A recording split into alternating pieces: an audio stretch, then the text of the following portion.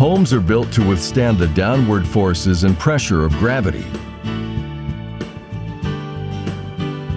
Their weight-bearing or load-bearing walls give them their structural integrity.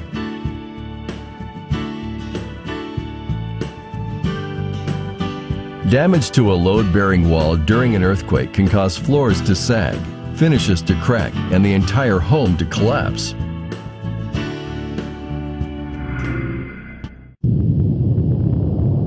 The energy released during an earthquake can be intense and destructive. This energy produces strong lateral forces that travel along the surface of the earth and under the house. Damage occurs when the house or parts of the house cannot keep up with this lateral motion. Consider a person standing in the bed of a pickup truck, unaware that the driver is preparing to drive away. If the truck suddenly accelerates, the person is thrown backward by this unexpected motion. Likewise, the lateral motion from an earthquake can be so intense that it can push a home off its foundation, or even cause the cripple walls to collapse or separate from the upper part of the structure. The structural collapse of walls in a home can be costly to repair and can result in injury and even death.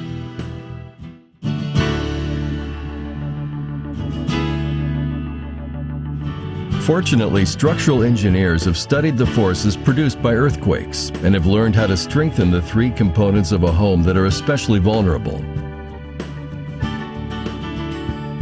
First, adding anchor bolts to the mud sill prevents the house from slipping off the foundation. Second, adding plywood panels to the crawl space or cripple walls enables these walls to resist the lateral shear forces of earthquakes that cause unreinforced walls to buckle and collapse.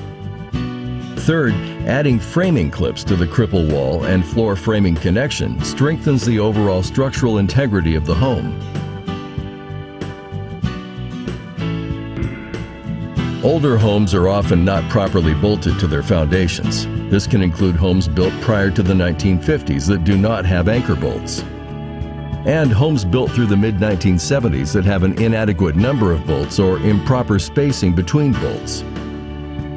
Additionally, these homes frequently lack plywood bracing on the crawl space or cripple walls.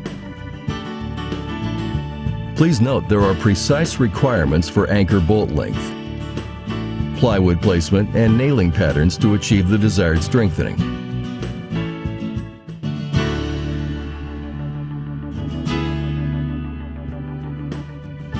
This video explains the retrofit process for single-family homes. Owners of condominiums, townhomes, and apartments will typically need to hire a structural engineer or other professional with expertise to retrofit their type of building.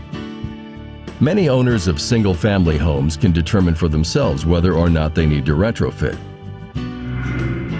Start the retrofit process by evaluating your home. The threat of earthquake damage is based on your home's design, its quality of construction, its state of repair, its location, and when it was built. The next step is to decide who will do the retrofit work. If you decide to do the work yourself, contact your local city or county building department. They will be able to help you with the permitting process and possibly provide you with a set of plans that detail how the home retrofit should be accomplished. They may also inform you of local retrofit classes and tool lending libraries. If you decide to hire a trained contractor, get bids from at least 3 contractors. These contractors should be able to show you exactly what they will do and refer to appropriate building codes. Also, ask potential contractors for at least 3 references. The next step is to select a contractor if you are using one. Be sure to ask the contractor, where did you receive your retrofit training? What is their license number? Is the contractor insured and bonded? And when can I expect the work to be completed? Ask the references these questions. Did this contractor do your work in a timely manner? Would you recommend this contractor?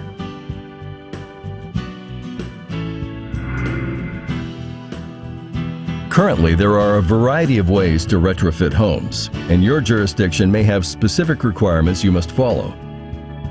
To ensure the proposed retrofit meets the minimum standards, call your city or county building department regarding the plans and proposals you received. Additionally, you can find guidance for retrofits from the International Existing Building Code Council. There is a cost for these materials, but if you are doing the work yourself, it will likely save you money. Finally, either you or your contractor will need to obtain a building permit from the city or county. As part of the permit process, a building inspector will go to the job site at various stages and confirm the work is being done correctly. This process is especially important if you have not hired a contractor. At the end of the job, have the permit signed by the building inspector. This is your record of the completed work.